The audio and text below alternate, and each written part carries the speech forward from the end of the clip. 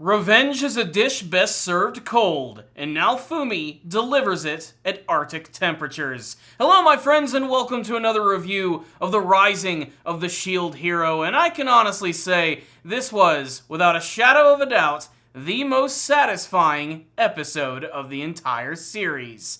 Myne and the King of Melromark finally get their comeuppance. I think this entire episode can simply be defined by three distinctive words: trash, bitch, and slut. You guys know exactly what I am talking about. This entire episode effectively wrapped up the first major story arc of the entire series. And the first story arc comprised of everyone treating Naofumi like shit. All thanks to a big convoluted plan with a crazy fanatical church, a king who has hang-ups about the shield hero, and of course Myne, the ultra slut herself, who set up Naofumi to be some sort of evil, rapey villain. And everyone, since the beginning of the series, has absolutely hated this character. That is, until this episode right here, where the Queen Morelia of Melromark, decides to make things right by not only apologizing to Naofumi, but also revealing what's been going on behind the scenes. Apparently we get to learn in this episode that at some point all of the heroes were going to be summoned to all of the specific nations of this fantasy world, but due to the crazy Illuminati plan of the three heroes of the church, they have decided to bring all of the heroes to Melromark and basically take them for themselves in a giant convoluted plan to allow the church to take over this entire kingdom, possibly this entire world. And a lot of that, like I said, mostly has to do with the king's sort of weird, raw hatred of the shield hero. Something that he has harbored for a long time. It is implied, of course, that he had some sort of beef with the previous shield hero, and his daughter, Myne, was pretty much always willing to go along with this plan.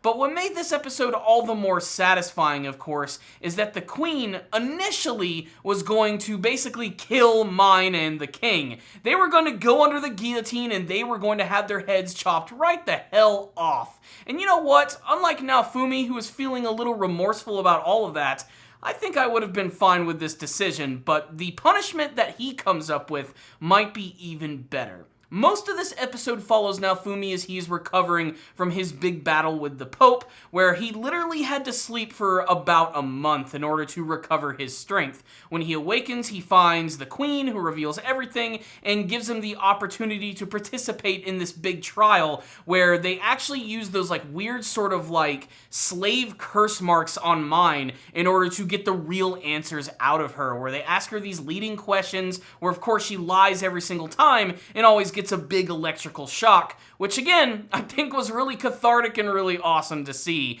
The scene was satisfying in the sense that justice was finally being delivered, but it was also annoying because Motios, even when he's given actual proof of what's really going on here, he still manages to stand by this freaking whore. What the hell is Motios' problem and why is he so freaking thick-headed?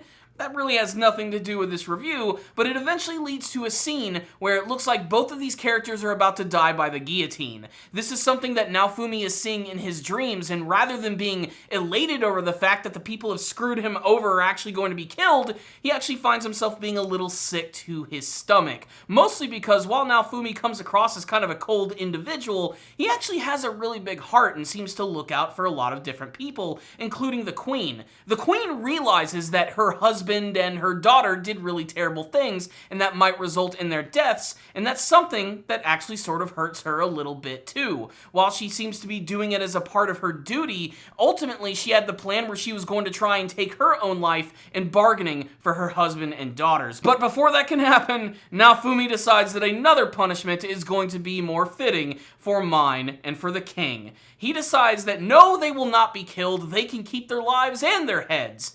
What they are not going to be able to keep, however, are their names, and he decrees that they will now be known as Trash and Bitch. In fact, Myne actually ends up getting two names, because she has a regular name, which is Malty, and her adventure name, which is Myne, and her brand new names are going to be Bitch Slut. That is freaking amazing. The king, of course, being a very trashy individual, gets the name of Trash, and now for the rest of their lives, they will constantly be reminded of their sins as everybody calls them the name by which they have definitely earned.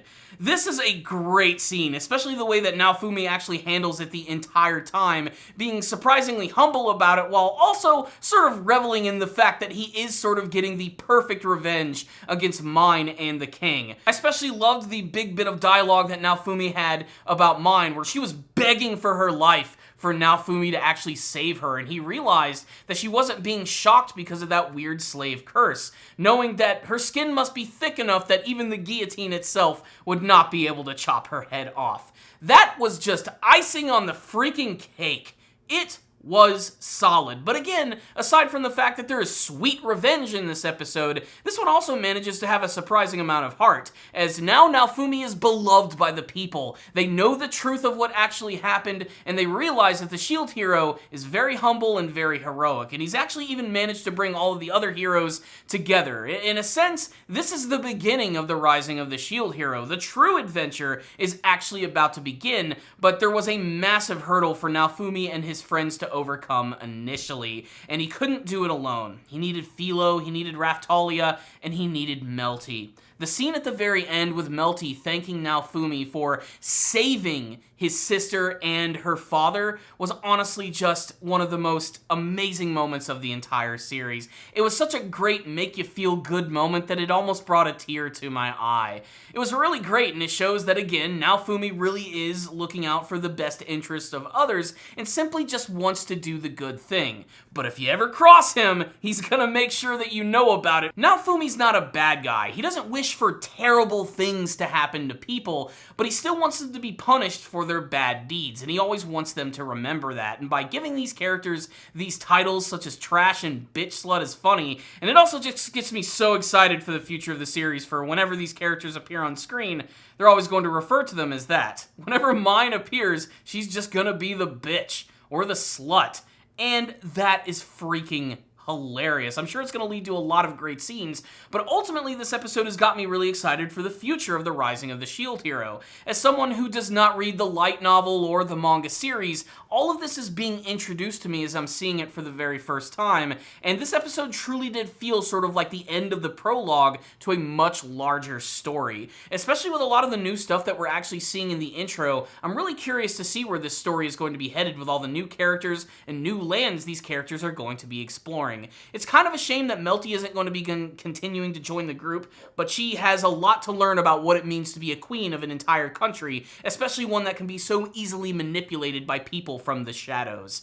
So ultimately, this episode was just satisfying as hell, which is why I'm going to give it a 5 out of 5. I'd love to get your thoughts on the episode. What did you think about the execution of the king and Myne, and what do you hope to see from the rest of the Rising of the Shield Hero? Thank you all for watching this review. I'll see you all next time. And remember, if you guys want to continue to support this channel, one of the best ways to do that is to check out my PayPal and Patreon account in the description box below. If any of you donate $10 or more to my Patreon, I'll review an anime of your choice. So thank you all again, take care, and as I always like to say, stay dandy, baby.